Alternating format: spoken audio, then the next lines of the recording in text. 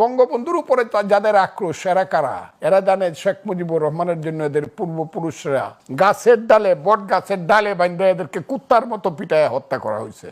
যারা এইসব করছিল ওইগুলো চিন্তা করতে পারে। আমি মুক্তিযুদ্ধ আমি দায়িত্ব নিয়ে কথা বলছি। এরা শেখ মুজিবকে সহ্য করতে পারে না এই কারণে, কারণ শেখ মুজিব মুক্তিযুদ্ধের ডাক দিয়ে এদের পূর্বপুরুষ সবাইকে ইতিহাসের ডাস্টবিনে ফালাইয়া দিছিল। এই কারণে শেখ মুজিবকে তারা সহ্য। হাসিনা টাসিনা কি, এদের আসল টার্গেট হলো শেখ মুজিবুর রহমান ফ্যাসিস্ট। তাকে তারা অপাঙ্ক্তেও করতে চায়, তার ছবিটা নামায় ফেলতে চায়, তার বঙ্গবন্ধু এভিনিউতে অন্য একজনের নাম দিয়ে দিতে চায়। যুদ্ধ, এদের মূল রাগটা হলো মুক্তিযুদ্ধ এবং বঙ্গবন্ধুর প্রতি। নিশ্চিন্তভাবে আমি বলতে পারি একটা জঙ্গিবাদী গ্রুপ এই দেশে সৃষ্টি হয়েছে, যাদের চেতনার স্তরে আল কায়দা, তালেবান, যাদের চেতনা হিজবুত তাহরির, যাদের চেতনার স্তরে সিরিয়া, ইরাক, আফগানিস্তান।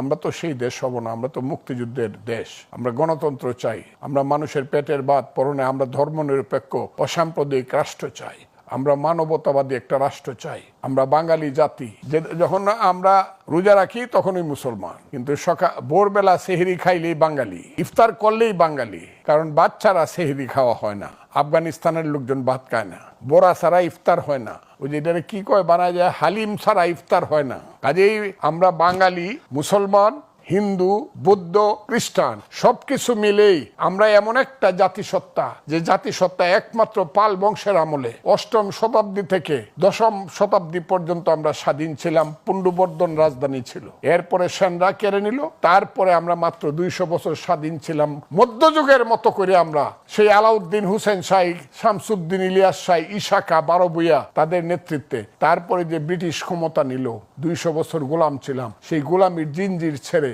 আমাদের সন্তানেরা ওই কালাপানিতে নির্বাসনে গেছে, ফাঁসির মঞ্চে ঝুলছে, বাংলার স্লোগান দেয়া তিতুমির, হাজী শরীয়তুল্লাহরা তখনকার মতো করে যুদ্ধ করছে। এইখানে যে বলে ঢাকায় বৈশাখ কথা বলতেছি, ঠিক তার উত্তর দিকে গাজীপুরে ফকির মজনুসার মতো লোকেরা তৎকালীন সময়ের মতো জঙ্গলে থেকে থেকে বছরের পর বছর পর্যন্ত ওই শেরপুর পর্যন্ত যুদ্ধ করছে ব্রিটিশের বিরুদ্ধে। আধুনিক কালে যুদ্ধ করছে আমাদের ক্ষুদিরাম সূর্য সেনেরা ফাঁসির মঞ্চে গেছে, সুভাষ বোসরা দেশ থেকে দেশান্তরে গিয়ে যুদ্ধ করছে, আর গণতান্ত্রিক যুদ্ধ করছে। 190 বছর পরে যে বাংলার মুসলমানের ছেলে প্রধানমন্ত্রী ছিল সিরাজউদ্দৌলার পরে, তার নাম শেরে বাংলাকে ফজলুল হক। ডাল ভাতের যুদ্ধ করছে, কৃষকের জন্য যুদ্ধ করছে, প্রজার জন্য যুদ্ধ করছে। সোহরাওয়ার্দী, মৌলানা আব্দুল হামিদ খান ভাসানী, বঙ্গবন্ধু শেখ মুজিবুর রহমানরা।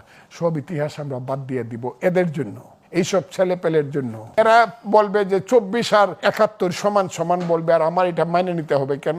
এই ছেলেরা একদিন বুঝবে যে কত বড় অপরাধটা তারা করতেছে। আর যদি আদর্শিকভাবে মনে করে থাকে যে এই দেশটা জঙ্গিদের দেশ হবে, হ্যাঁ জঙ্গিদের দেশ হইতে পারে যদি সমস্ত মুক্তিযুদ্ধ এবং বাঙালি জাতিকে যদি মেরে ফেলে। বাঙালি জাতির এই দেশে 99% হলো বাঙালি জাতি, হিন্দু, মুসলমান, বৌদ্ধ, খ্রিস্টান। আমরা বাঙালি জাতি হলাম 99%। সেই বাঙালি জাতিকে যদি মেরে ফেলতে পারে, রেখমা দাসের মনে এ মিনতি করি পদে, অথবা আমি আর সেইগুলা বলতে চাই না। বাঙালি জাতি যতদিন থাকবে ততদিন বাংলাদেশ স্বাধীনতার সংগ্রাম হতে থাকবে, কেউ এর থেকে বিচ্ছিন্ন করতে পারবে না।